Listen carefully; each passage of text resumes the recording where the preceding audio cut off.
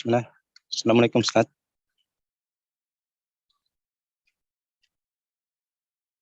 Waalaikumsalam warahmatullahi wabarakatuh. Nabda Ustaz. Baik, nabda. Baik, bismillah, alhamdulillah, wassalatu wassalamu ala rasulullah wa ala alihi wa ashabihi wa mawalah, wa la hawla wa la quwwata illa billah, amma ba'd. Ikhwani wa akhwati fillah, azani Allahu wa iyyakum jami'an. Mohon maaf ya sebelumnya, mungkin pagi ini kajian kita hanya bisa sampai jam 6 kurang 20 ya, karena ada salah seorang dari pegawai di Nurus Salam, bukan Babu Salam, Nurus Salam, suaminya meninggal. Saya harus melayat pagi-pagi ini karena jam 8 nanti juga saya ada kajian di Bekasi ya, jadi mohon dimaklumi.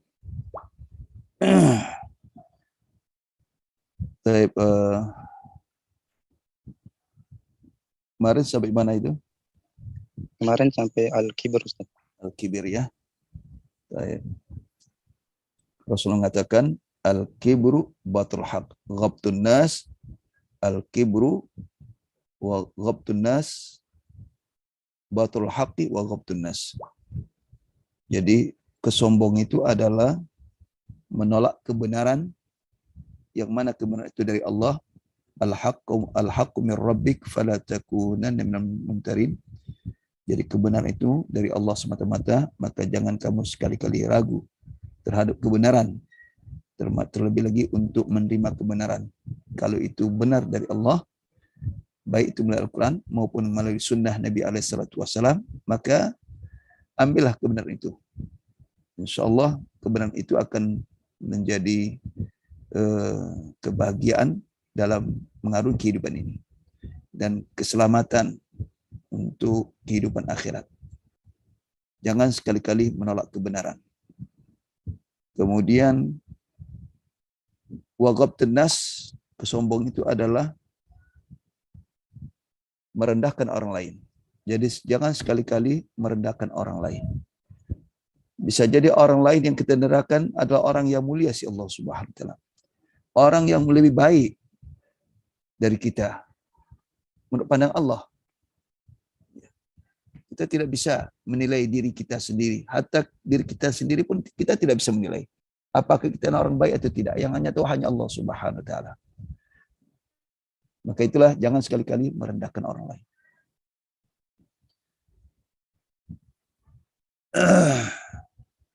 Selanjutnya adalah setelah al-kibir,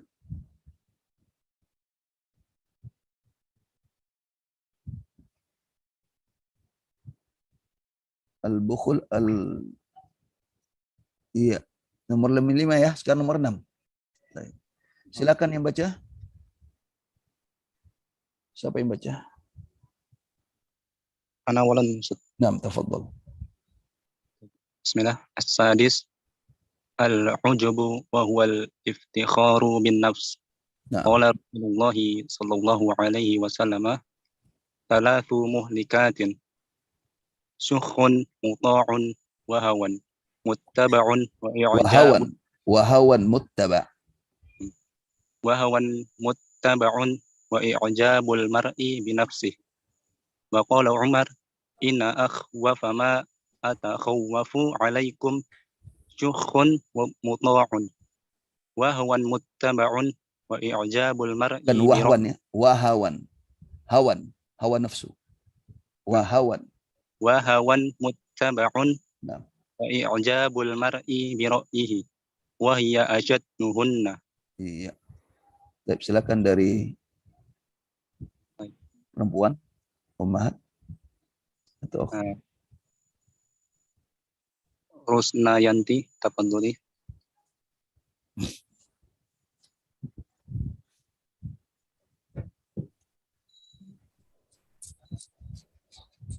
Baik, yang lainnya. Tafadholi. Ahmad Afandi. Tafadhol. Bismillah. Al-ujub as-sadis al-ujub wa huwa al-iftikharu bin nafsi. Qala Rasulullah sallallahu alaihi wasallam, thalathu muhlikatin, syuhun muta'un وهوى متبع وإعجاب المرء بنفسه. وقال عمر إن أخوف ما أتخوف عليكم شح مطاع وهوى متبع وإعجاب المرء برأيه وهي أشد. Baik. Yang keenam ada al-ujub. Ujub ya, udah jadi bahasa Indonesia ya. Ujub, yaitu membanggakan diri, mengagumkan diri sendiri ya. Ujub. Ini juga bagian daripada kesombongan. Jadi menyombongkan diri. Dialah orang yang punya kelebihan, menganggap dirinya punya kelebihan dari orang lain, bukan hanya menganggap tapi menyombongkan diri. Dialah yang bisa melakukan segala-galanya dibandingkan orang lain. Nah, wahwal iftikhar binafsi, yaitu membanggakan diri sendiri.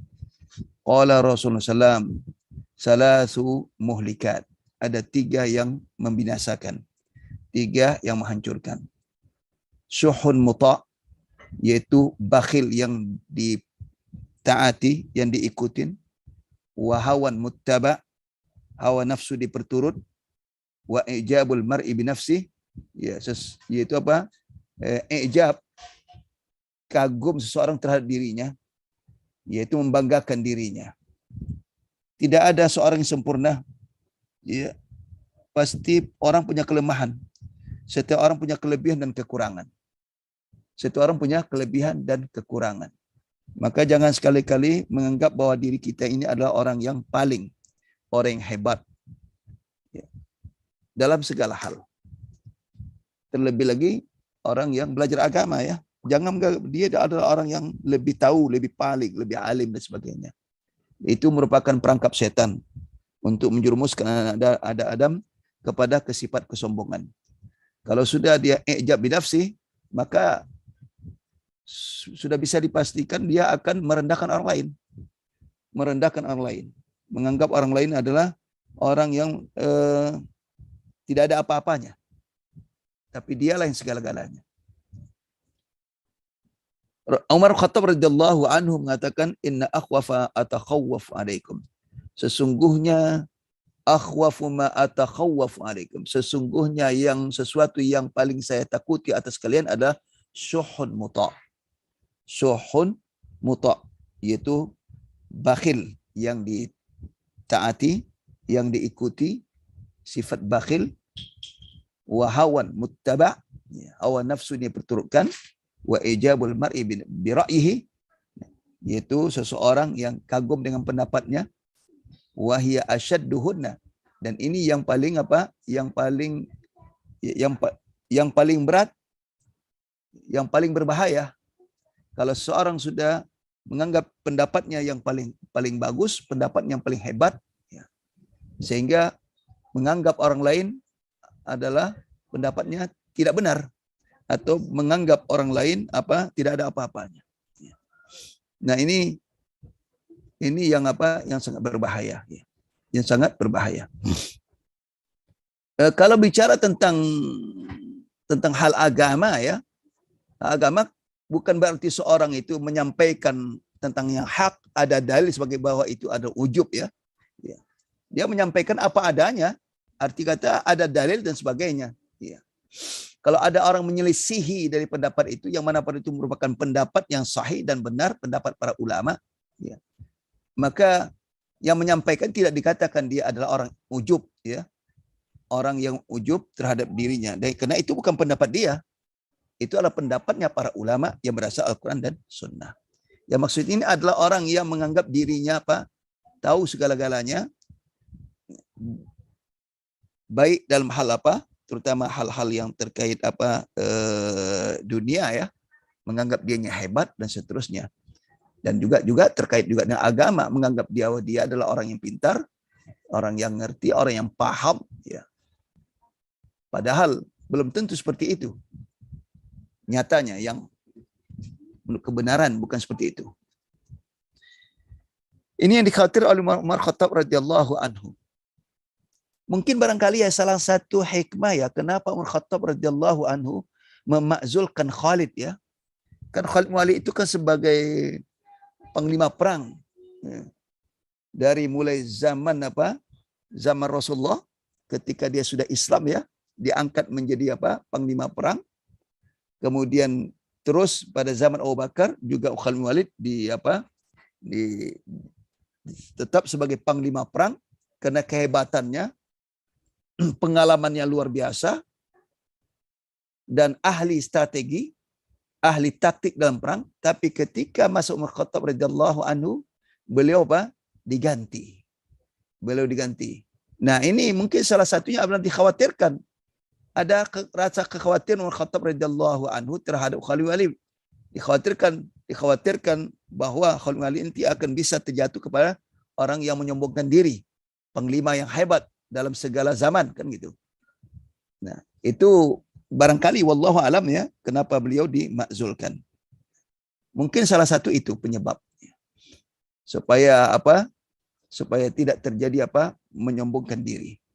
Dengan kata lain, berarti Umar Khattab radhiyallahu anhu, kalau benar itu adanya, berarti Umar Khattab radhiyallahu anhu ingin menyelamatkan saudaranya dari sifat kesombongan. Karena sifat kesombongan ini termasuk ujub terhadap diri sendiri, siapa saja bisa terjangkit ya. Tidak ada jaminan ya, sekalipun dia orang ulama, bahkan justru ulama itu cobaan lebih berat lagi. Cobaan lebih berat lagi dalam masalah ujub, masalah kesombongan.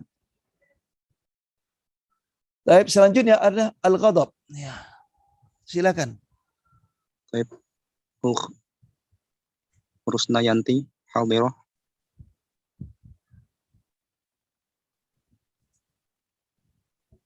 Akhir. dah. Naam Ustaz. Ya. Bismillah. Sabi'an al-ghadab an Abi Hurairah radhiyallahu anhu anna rajulan qala linabiyyin sallallahu alaihi wasallam usini qala la taghdab faraddada miraran qala la taghdab. Nah, ausini ya, ausini. Baik, yang lain? Suma Dendi tafadhol. نعم شكرا. السابع الغضب عن أبي هريرة رضي الله عنه أن رجلا قال للنبي صلى الله عليه وسلم أوصيني قال لا تغضب فردد مرارا قال لا تغضب لا تغضب لا تغضب. Nah, selanjutnya adalah sifat al-madhmumah. Sifat yang tercela adalah al-ghadab, yaitu marah. An Abi Hurairah radhiyallahu anhu anna rajulan qala lin Nabi sallallahu alaihi wasallam awsini qala la taghdab faraddada miraran qala la taghdab. Yaitu sifat marah. Dari Abi radhiyallahu anhu anna rajulan, bahwa sesungguhnya seorang laki-laki berkata kepada Nabi SAW, ausini, beri aku wasiat ya, atau nasihati aku ya Rasulullah, beri aku wasiat. Qala la taghdab, kata Rasulullah, jangan kau marah. Faraddada miraran, diulang-ulang oleh Rasulullah. Qala la taghdab, jangan marah. Ya. Marah di sini tentu adalah marah yang membawa kepada hal yang sangat bisa melakukan tindakan-tindakan melebihi batasnya.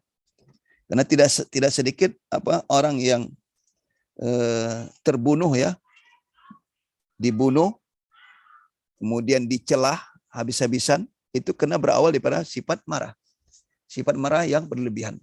Kalau kita lihat Rasulullah, kalau Rasulullah tidak suka pada sesuatu itu terlihat dari wajah beliau. Jadi tidak dilakukan dengan perbuatan, tindakan perbuatan. Hanya sekedar menampakkan dari wajah beliau. Ketika beliau tidak senang, tidak suka pada sesuatu, itu dari wajah beliau itu terlihat. Sebagaimana dalam banyak hadis ya, wajah beliau itu berubah. Iya, berubah. Menunjukkan beliau itu marah. Tapi tidak dengan perbuatan, hanya Hanya apa? Dari muka beliau. Menunjukkan bahwa beliau apa? Tidak senang terhadap hal itu. Itulah marahnya Rasulullah. Nah, kalau kita kan tidak. Bukan sekedar dari wajahnya, mukanya merah padam, tapi dilakukan tindakan, perbuatan.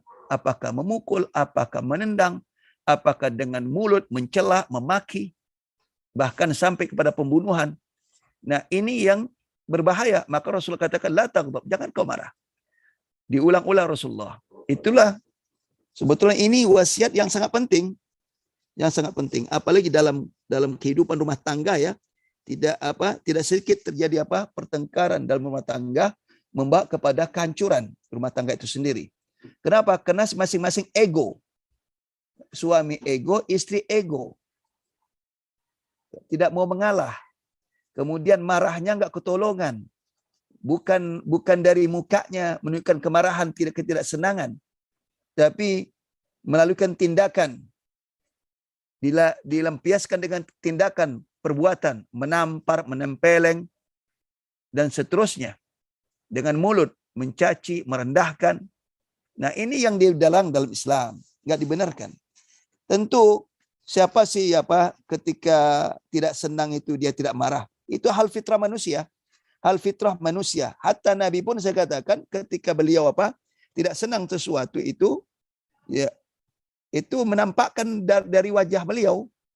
Dari wajah beliau. Makanya kalau Rasulullah itu sudah marah begitu, para istri bagaimana mereka tidak mau melanjutkan. Karena dari wajah Rasulullah sudah terlihat bahwa hal itu Rasulullah tidak senang. Nah, tapi Rasulullah tidak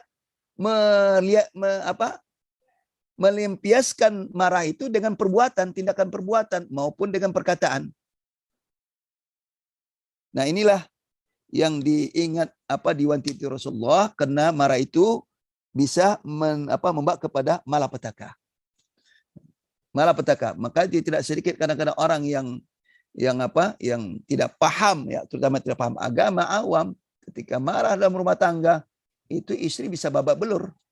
Bahkan anak pun bisa babak belur. Sampai kepada kematian. Wal'iyadzubillah. Jadi ketika marah berusaha untuk mengendalikan. Ya, mengendalikan. Rasulullah mengajarkan ya berwudu. Ketika kalau marahnya yang sangat ya berusaha untuk berwudu. Kemudian pindah tempat. Kalau berdiri duduk ya. Itu tujuan untuk meredam, karena marah itu dari setan.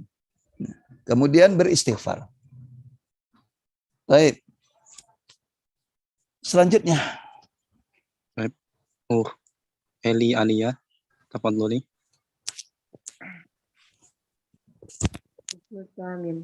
Su'udun qala ta'ala ya ayyuhalladzina amanu istanibu katsiran minadh-dhon inna ba'dadh-dhoni ismun. Nah. Silakan yang lain. Fauzi Rahman.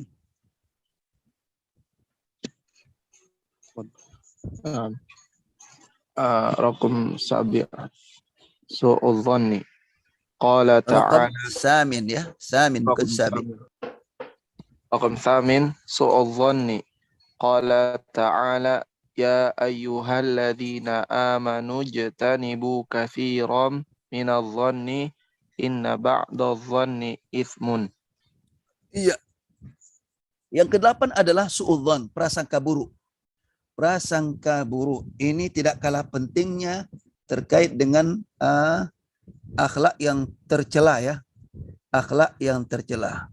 Dan ini banyak sekali terjadi di tengah-tengah masyarakat ya, bahkan dalam keluarga sekalipun. Ya, tentang pertemanan itu bisa pecah ya. Persaudaraan itu bisa pecah. Itu semua berawal daripada su'udzon, prasangka buruk terhadap saudara. Ketika mendengar berita, langsung berita itu ditelan mentah-mentah tanpa mengetahui hakikatnya. Yang sebetulnya apa? Ya. Seharusnya tabayun kan gitu. Tabayun benar atau tidak. Berita itu belum tentu benar adanya. Ketika seseorang mendengar berita langsung ditelan mentah-mentah, ya sudah. Pertama sekali adalah sudah muncul dalam dirinya prasangka buruk. Rasa kebencian terhadap saudaranya. kemudian dikeluarkan dengan ucapan, perkataan, bahkan bisa kepada perbuatan. Maka Rasulullah SWT berfirman, ya ayyuhalladzina amanu, wahai beriman. Jadi ternyata orang beriman itu belum tentu hatinya baik. Ya? Belum tentu hatinya baik. Makanya Allah SWT mengingatkan, wahai orang beriman, bukan wahai manusia, enggak. Wahai orang beriman, ijtanibu katsiran minadh-dhann. Jauhilah banyaknya prasangka-prasangka.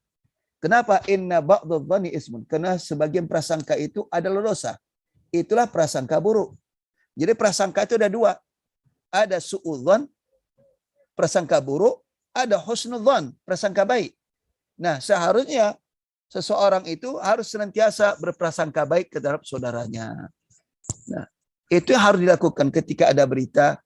Jangan ditelan mentah-mentah. Berprasangka baiklah lebih dahulu. Karena tidak sedikit orang ingin memecah belah ya. Ya, persaudaraannya yang begitu akrab. Mungkin ada orang yang benci, tidak senang, tidak suka. Ya, karena dia tidak suka dengan teman-temannya, teman kita. Bagaimana supaya kita juga benci kepada teman kita, kepada saudara kita, dan seterusnya. Ya, itulah kehidupan. Jadi ada saja orang membikin perpecahan. Maka itu jangan sekali-kali bersuudzon. Lakukanlah berhusnudzon terlebih dahulu. Kemudian selanjutnya,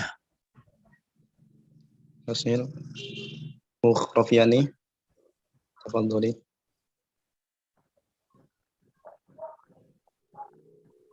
الرقم التاسع التجسس هو البحث عن عورات الآخرين ومعايبهم وكشف ما ستروه قال تعالى ولا تجسسوا. نعم. ثم علما، تفضل. Iya. التجسس هو البحث عن عورات الآخرين ومعايبهم وكشف ما ستروه قال تعالى ولا تجسسوا. Iya. Nah ini selanjutnya tajassus. Ini berawal daripada suudzon ya. Ketika seorang itu suudzon, prasangka buruk terhadap saudaranya, maka dia berusaha untuk membalas ya dengan cara tajassus. Apa itu tajassus? Al-bahthu an auratil akharin wa ma'ayihim, ma'ayib aib. Dia berusaha untuk mencari sifat-sifat buruk orang lain, yaitu orang yang dia prasangka buruk. Ya, tadi saya katakan bisa jadi ada berita buruk terhadap dirinya dari temannya, bahwa temannya melakukan hal-hal yang tidak baik terhadap dirinya, itu berita-berita yang tidak baik ya. Maka ketika berita itu dimakan mentah-mentah, maka dia ingin balas. Bagaimana balasnya? Dia carilah kelemahan-kelemahan saudaranya. Dia carilah aib-aib saudaranya untuk dibongkar. Wa kashfu ma sataruh, yaitu membongkar apa yang mereka tutupin. Kan aib itu sebaiknya ditutupin kan gitu kan. Nah, lalu mereka berusaha untuk membongkar aib saudaranya untuk balas dendam. Padahal itulah tadi, karena akibat prasangka buruk.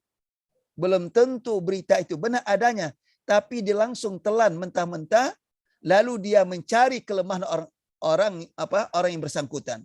Dicarilah aib-aibnya. Sehingga Allah katakan wala tajassasu. Jangan kamu mencari-cari aib orang lain. Nah, ini ayat ini sebetulnya terkait tentang dzan, tajassus. Nah, selanjutnya al-ghibah. Selanjutnya apa al-ghibah? Kalau sudah tajassus, maka akan terjadilah ghibah. Arti ghibah apa? Menyebarkan aib orang lain. Nah, ini lagi-lagi saya katakan ketiga ini berangkai ya. Ketiga ini berangkai. Sesuai di ayat. Silakan lihat ayat ini. Lihat ayat ini akan terlihat tiga sifat buruk itu, yaitu prasangka buruk, setelah itu tajassus, setelah itu ghibah. Ini berentet. Kalau sudah suudzon, lalu prasangka buruk terhadap saudaranya, nah, maka dia akan membongkar aib saudaranya. Kalau sudah dia bongkar, lalu dia ceritakan orang lain. Itulah ghibah. Baik, silakan masuk kepada nomor 10. Tafadholi Sri Hartanti.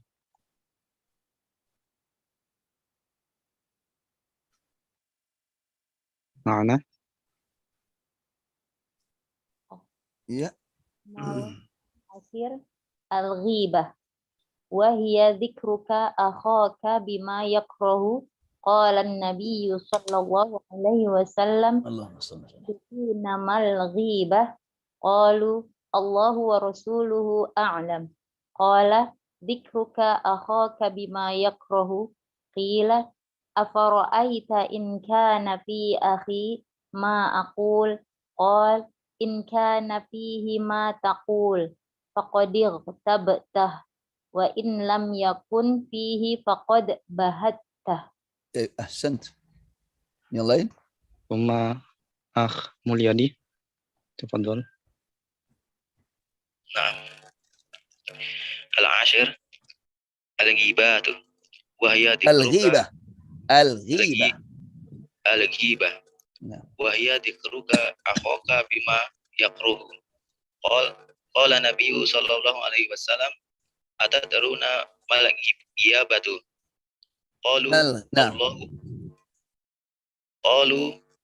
Allahu wa rasuluhu a'lam. Qala dzikruka akhaka bima yakruhu. Qila afara'aita in kana fi akhi ma aqulu qala in kana fihi ma taqulu faqad tabtahu wa illam yakun fihi faqad bahatta. Taib. Nah, selanjutnya adalah ghibah. Tadi saya katakan ini ada berawal daripada suudzon, kemudian selanjutnya tajassus. Setelah itu dia akan melakukan ghibah. Apa itu ghibah? Wahya dzikruka akhaka bimakrah, yaitu kamu mengungkapkan tentang saudaramu, dzikruka akhaka bima yakrah, yaitu kamu ungkapkan tentang saudaramu apa yang dia tidak sukai. Apa yang tidak dia sukai. Qala Nabi alaihi salatu wasallam, atadru mal ghiyabah? Tahukah kalian apa itu menghibah? Merumpi bahasa kita ya, merumpi. Apa itu menghibah? Qalu Allah wa rasuluhu alam. Allah dan Rasulnya lebih tahu. Qala dzikruka akhaka bima yakrah.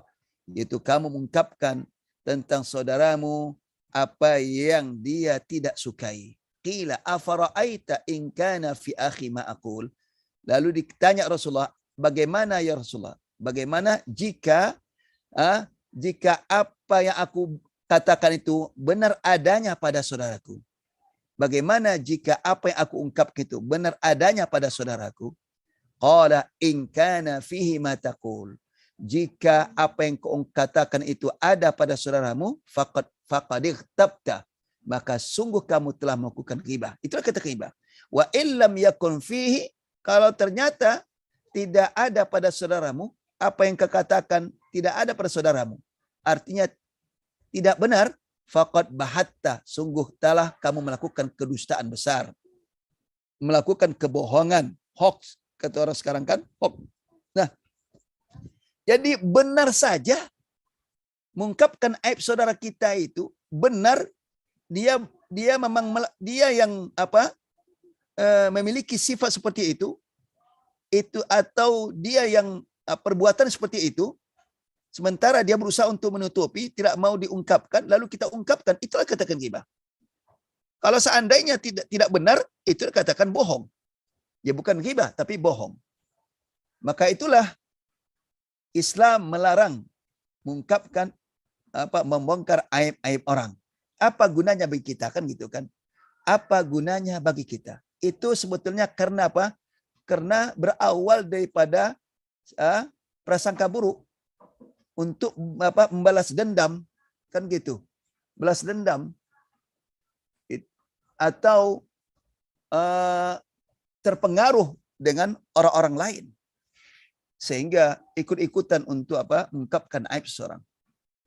Intinya tidak ada keuntungan bagi kita kalau kita menyebar aib orang lain. Cobalah kita tanya diri kita sendiri ya, apakah kita sendiri mau aib kita dibongkar, aib kita disebarluaskan. Tentu kita kan tidak mau. Kita berusaha untuk menyimpan aib, ya kan, dengan serapat-rapatnya. Nah, kalau diri kita tidak mau sifat kita itu diungkapkan orang lain, sifat yang jelek, maka jangan sekali-kali mengungkapkan atau membukakan sifat yang buruk bagi saudara-saudara kita. Wa qala ta'ala wala yaghtab ba'dukum ba'dha. Janganlah sebagian kalian menggibah terhadap sebagian yang lain.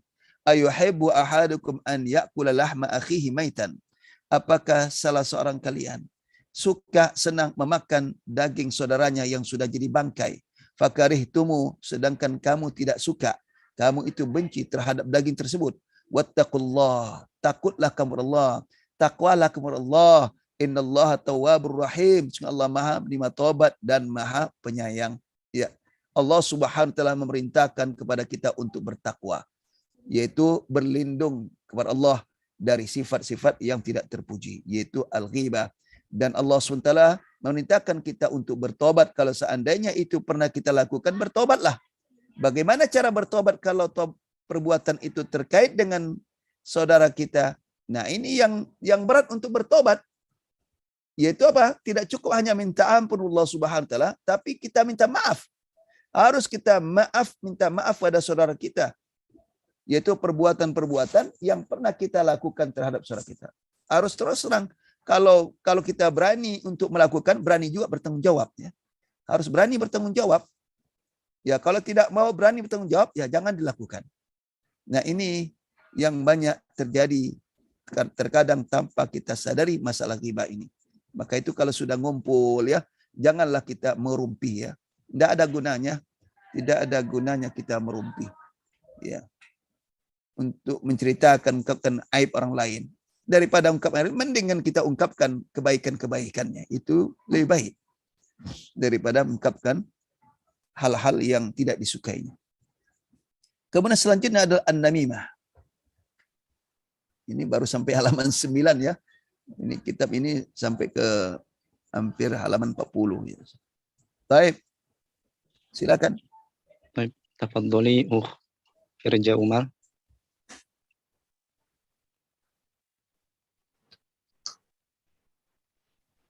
Al-Hadi Ashar An-Namimah. Qala ta'ala wa la tuti' kulla halafin mahin hammazin masya'in binamim. Wa qala an-nabiy sallallahu alaihi wasallam la yadkhulul jannata nammamun. Naam. An Ibn Abbasin radhiyallahu anhuma anna an-nabiy sallallahu alaihi wasallam marra ala qabraini faqala amma innahuma la yu'azzabani wa ma yu'azzabani fi kabirin amma ahaduhuma fakana bimashi bin namimati fakana yamshi bin namimati wa ammal akharu fakana la yastatiru min baulihi. Iya. Silakan. Sama Hengki.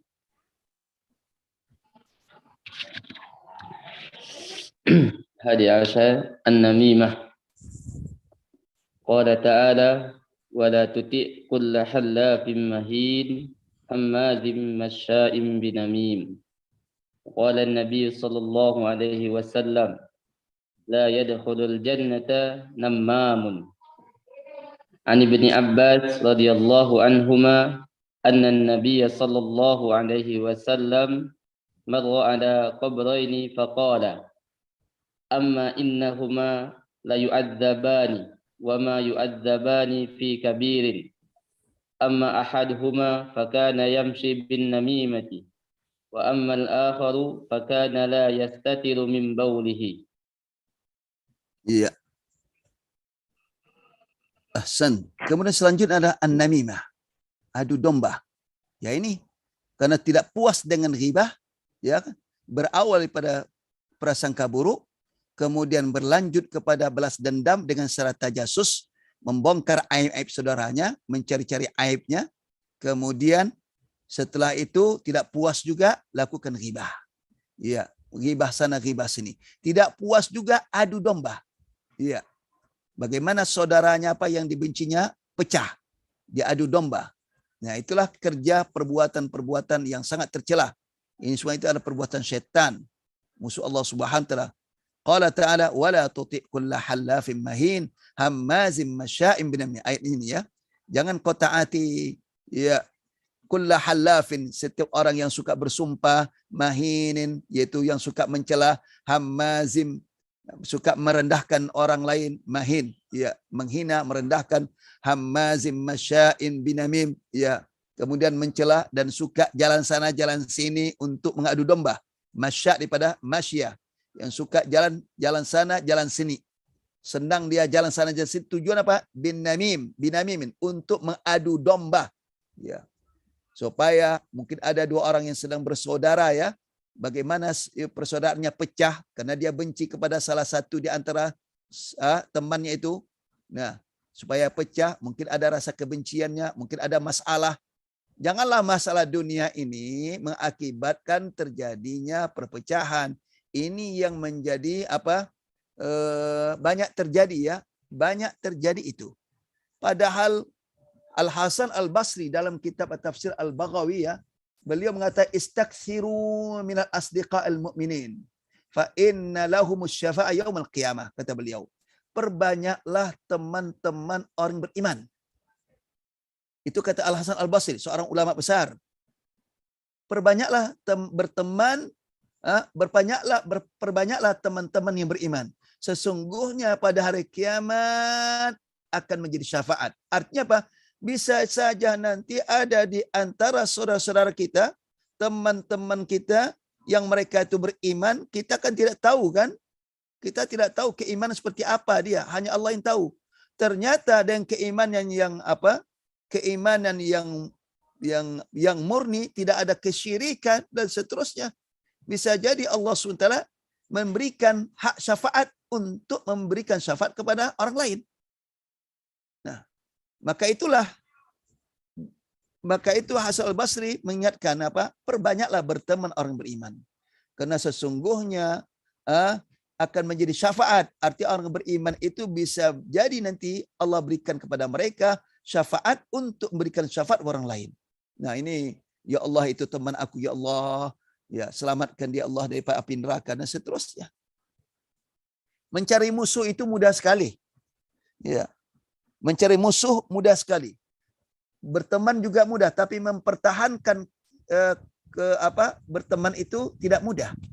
Mempertahankan senantiasa berteman terkadang tidak mudah. Karena tidak sedikit terjadi perpecahan.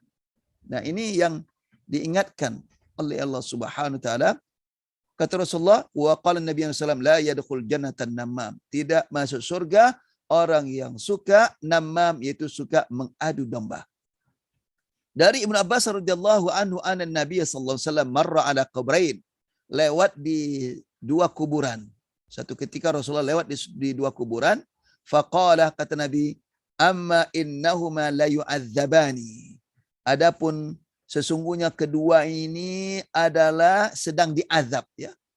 Ternyata Rasulullah mendengar bahwa mereka sedang diazab. Nah, kok bisa mendengar? Itu hak Allah untuk memberikan kepada Rasulullah semacam wahyu, tapi bukan wahyu Al-Quran. Ya. Jadi Rasulullah SAW mendengar bahwa kedua kubur itu sedang diazab. Apa kata Rasulullah? Wa ma yu'adzabani fi kabirin.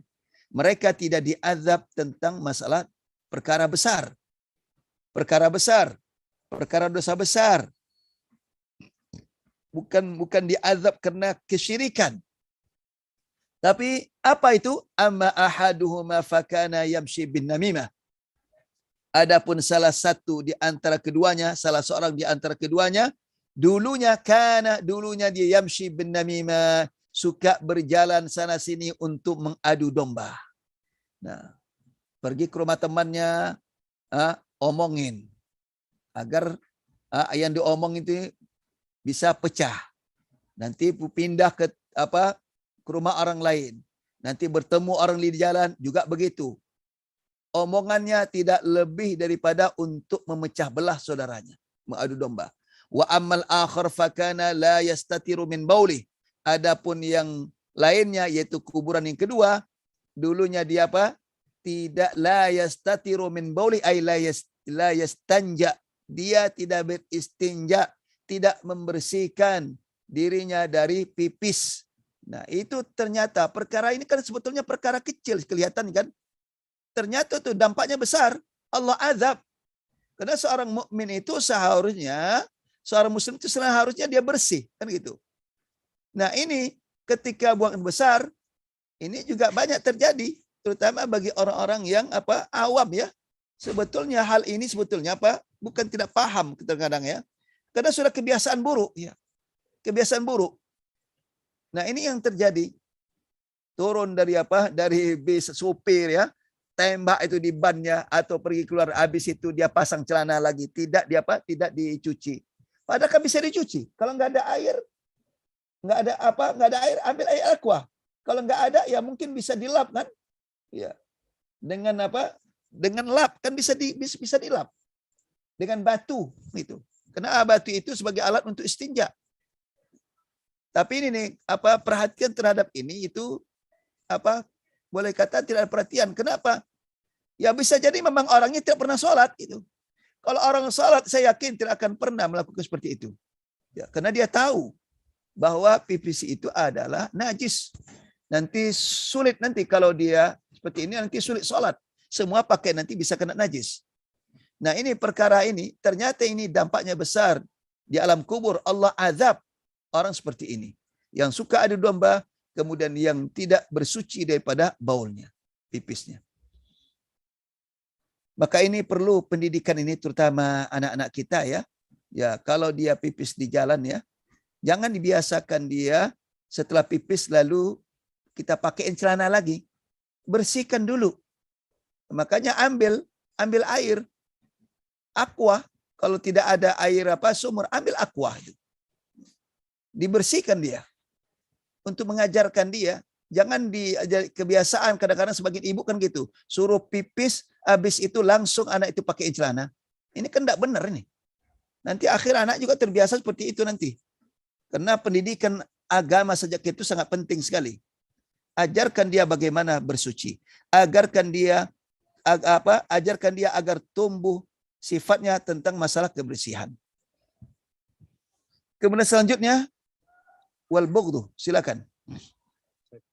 Tafadholi Dudeh.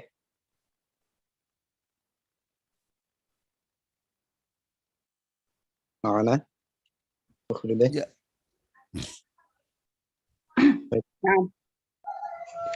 Asani asyar wal bughdu la tabaghadu wa la tahasadu wa la tadabaru wa kunu ibadallahi ikhwana wa la yahillu limuslimin an yahjura akhahu fawqa salasi layalin. Nah. Sama Ihsan Hadiansa. Tafadhol.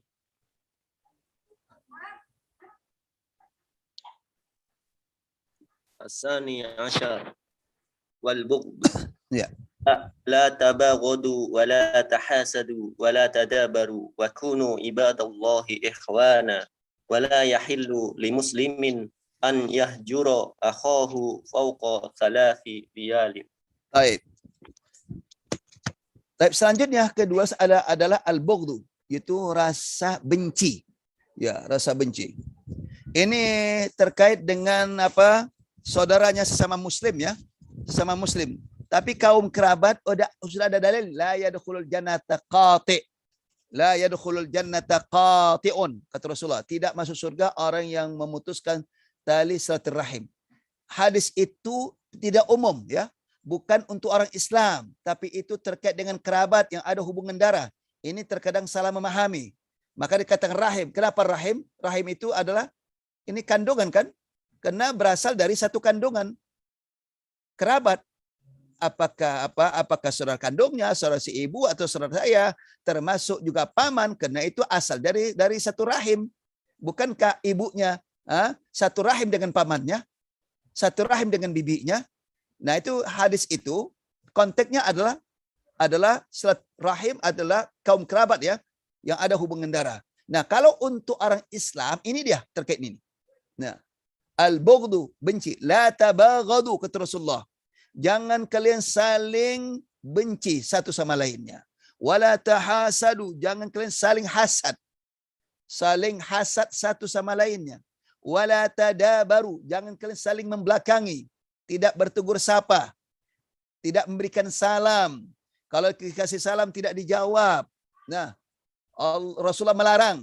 Wa kunu ibadallahi ikhwana. Jadilah kalian hamba Allah bersaudara. Bersaudara sesama muslim. Sama muslim. Apatah lagi yang ada hubungan darah. Itu lebih dibenci lagi untuk apa? Diputuskan hubungan. Wa kunu ibadallahi ikhwana. Jadilah kalian hamba Allah yang bersaudara. Wala yahillu li muslim. Tidak halal bagi seorang muslim an yahjura akhahu, meninggalkan saudaranya. Arti meninggalkan sini adalah tidak bertegur sapa, ya, memalingkan muka, tidak tidak saling memberikan salam. Fauqa thalathi layalin, lebih daripada 3 hari. 3 malam. Ya, 3 malam. Lebih daripada 3 malam. Nanti 3 hari. Ya mungkin ya, tabiat manusia ya. Ya. Kena rasa marah dia. Ya. Ya mungkin saudaranya menzalimi dia. Hatta itu pun benar adanya ya. Ya.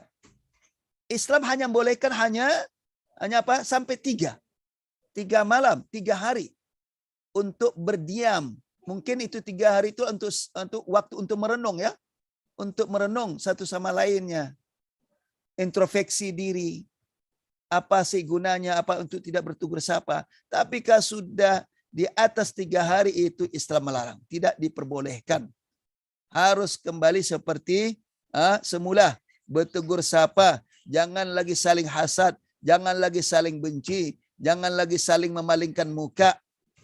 Kalau kita perhatikan ya, kalau hal ini dilanjut lebih 3 hari, mungkin sepekan, mungkin sebulan, mungkin setahun, mungkin sampai akhir hayat, apa sih gunanya? Apa sih manfaatnya? Apakah tidak bisa untuk saling memaafkan satu sama lainnya? Apakah sampai segitunya bencinya? Sehingga tidak lagi ada pintu maaf untuk saudaranya. Pintu maaf sudah tertutup rapat-rapat. La haula wala quwata illa billah. Kalau sudah pintu ditutup rapat-rapat, bagaimana pintu surga mau terbuka? Allah SWT meminta kepada kita untuk Untuk memberikan maaf kepada saudaranya. Kalau saudaranya meminta maaf, bukalah, berikan pintu maaf.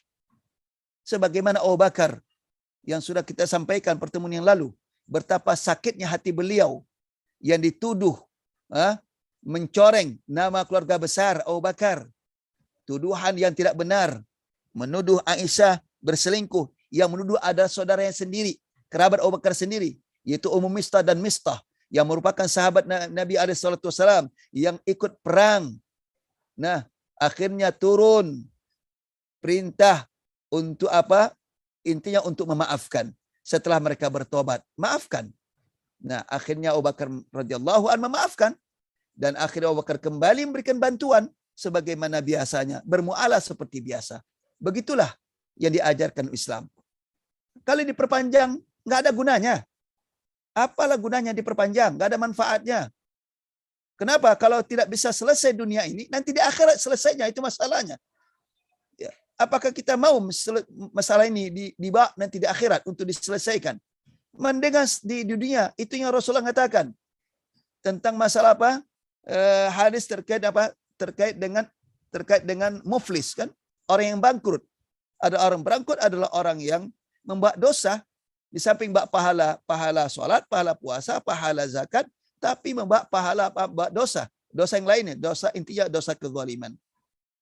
Maka itu Rasulullah selagi dunia ini falyatahallalhu, kata Rasulullah, minta halalkan. Dalam hadis Sahih Bukhari, jika ada mazlamah, kezaliman yang dilakukan pada saudaranya, mintalah dihalalkan sebelum datangnya hari, tidak ada dinar, tidak ada perak, tidak ada dinar, tidak ada dirham, kata Rasulullah. Minta halalkan di dunia ini. Sebelum datangnya hari, artinya sebelum datangnya kematian. Kalau sudah datang kematian kan nggak bisa lagi. Maka minta halalkanlah. Maka itu Rasul anjurkan. Baik, selanjutnya. Baik, Terakhir. Ya. Tafadholi Aldiana.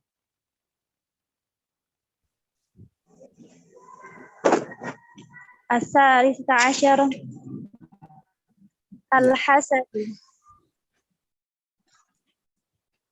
Al-hasadu wa huwa tamanni zawalin ni'mati an sahibiha. Qala Rasulullah sallallahu alaihi wasallam.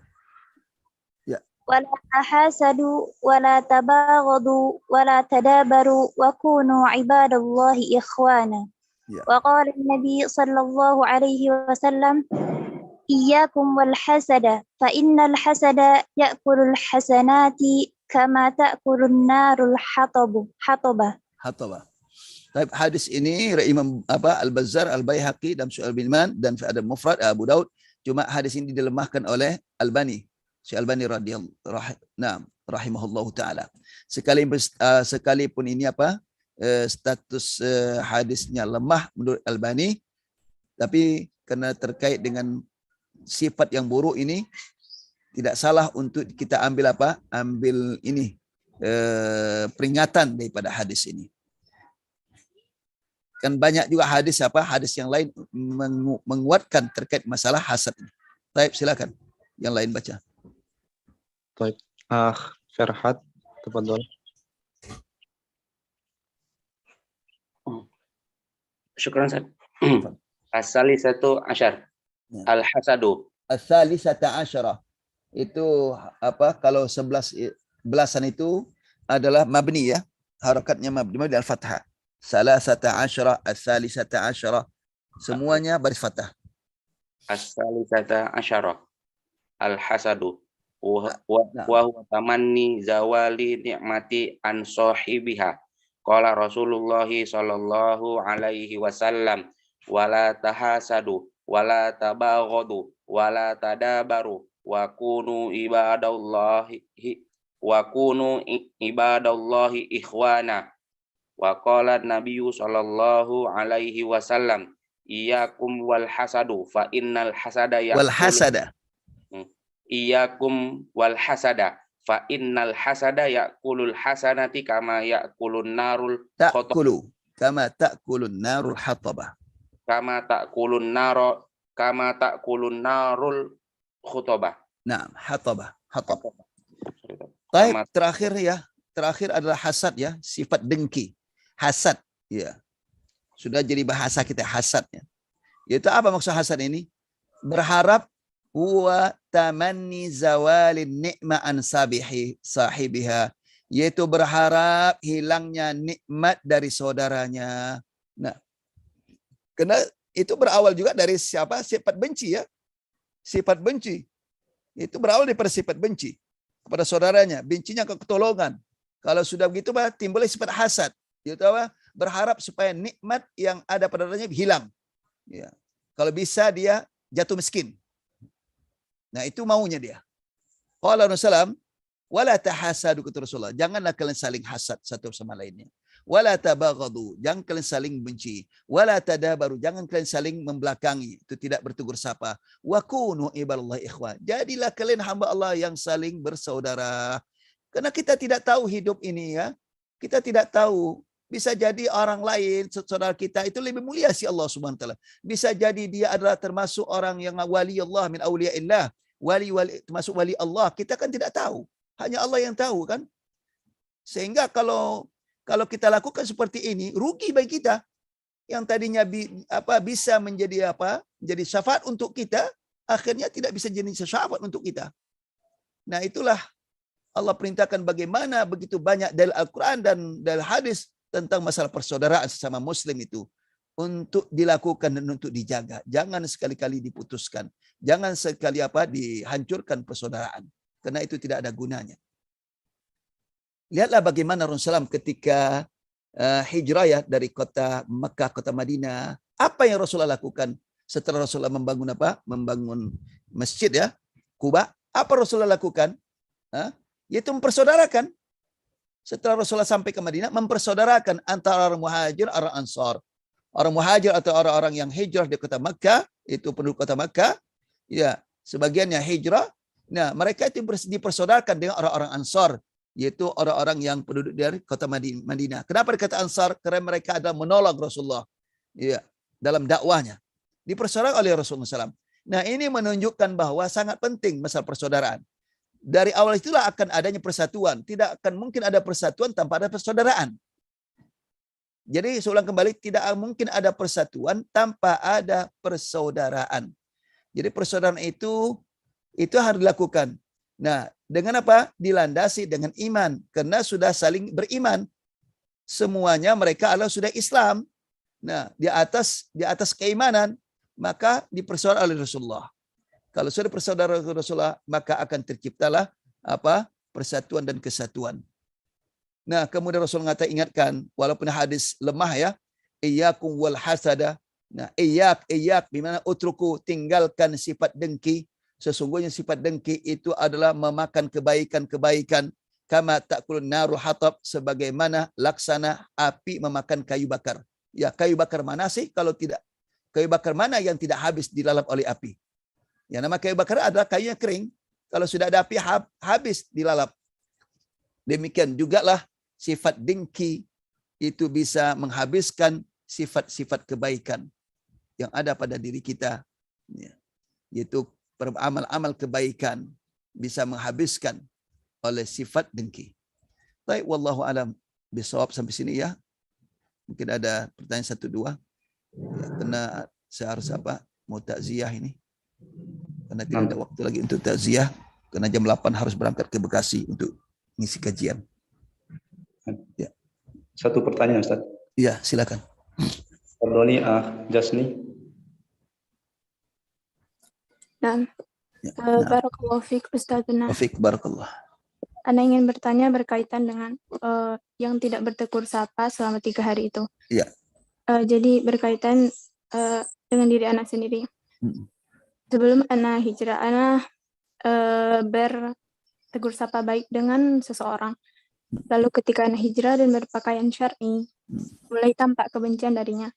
Sampai saat anak menegur dia, dia memalingkan wajah, lalu setiap melihat anak dia masuk ke rumahnya. Jadi anak merasa itu mengganggu aktivitasnya. Lalu anak putuskan untuk tidak menyapa beliau agar tidak mengganggu dia. Nah, ini apakah anak berdosa tidak menegur dia ini, Ustazuna? Yes. Itu bukan sikap yang baik ya. Dan itu bukan menyelesaikan masalah ya. Bukan menyelesaikan. Tetap ukhti tetap bertegur sapa walaupun dia tidak menjawab salam. Salamlah. Ya. Ya mudah-mudahan dia akan dapat hidayah. Di samping ukhti juga berdoa Allah SWT agar dia dapat hidayah. Agar dapat hidayah Allah Subhanahu wa taala. Jangan kita berprasangka juga, enggak mungkin lah dapat hidayah, dia kelompok lain kan gitu. Ya, kita tidak boleh seperti itu. Hidayah itu dengan Allah Subhanahu wa taala. Ya. Hati itu bisa Allah bolak-balik. Hati itu berada di tangan Allah. Ya muqallibal qulub, sabbit qulubana ala dinik, kata Rasulullah. Wahai yang membolak hati, itu ya Allah Subhanahu wa taala. Dan tetapkan hati kami di atas agamamu. Jadi doa kepada Allah Subhanahu wa taala agar dia dapat hidayah Allah Subhanahu wa taala. Kalaupun ketemu, enggak apa-apa, tetap aja ukhti mengucapkan salam. Ya, kan bisa jadi kita kan enggak tahu ya, ternyata dia menyadari kesalahannya kan gitu. Kalau ukhti tidak mau bertegur sapa, seterusnya setiap bertemu enggak mau, ya bisa jadi dia ada perubahan dalam dirinya kan gitu. Dia pun mungkin agak malu. Ya. Maka kitalah yang mengawali, makanya lakukanlah bertegur sapa. Ya. Minimal salam. Ya. Adapun dia enggak menjawab salam itu urusan dia kan. Yang penting kita melaksanakan syariat, melaksanakan sunnah, Ya, ketika bertemu ucapkan salam. Ya. Wallahu a'lam bishawab. Jadi walaupun mengganggu aktivitas dia, Nah, itu bukan apa, nggak ada sifatnya mengganggu. Kita beri salam kok, kan gitu. Dia ada, kita berikan salam, itu bukan mengganggu, dan itu sunnah diajarkan. Ya mudah-mudahan dengan cara begitu apa? Assalamualaikum ya ukhti, ya kan? Ya, lalu dia masuk ke dalam, ya udah biarin aja. Ya mudah-mudahan nanti satu saat dia berubah. nah, Ya. jazakumullahu khairan Ustazah. Ya. Yakfi, Ustaz. Baik, demikian saja. Wallahu a'lam bishawab. Mohon maaf ya, yang seharusnya apa bisa tambah waktu sebetulnya, karena itu kena rangka takziah ya. Allah Subhanahu wa taala, apa yang sudah kita kaji ini, marilah kita berusaha untuk mengamalkan, karena ini banyak sekali pelanggaran yang kita lakukan. Bukan saja antum, termasuk saya, siapa saja, karena ini sifat-sifat yang buruk. Sifat-sifat yang buruk, yang mana iblis, setan senang sekali sifat buruk ini. Maka berusahalah kita untuk menghindari perbuatan seperti ini. Baik, wallahu a'lam bishawab. Assalamualaikum warahmatullahi wabarakatuh. Waalaikumsalam warahmatullahi wabarakatuh. Jazakumullahu khair, Ustaz. Waalaikumsalam barakallahu fikum.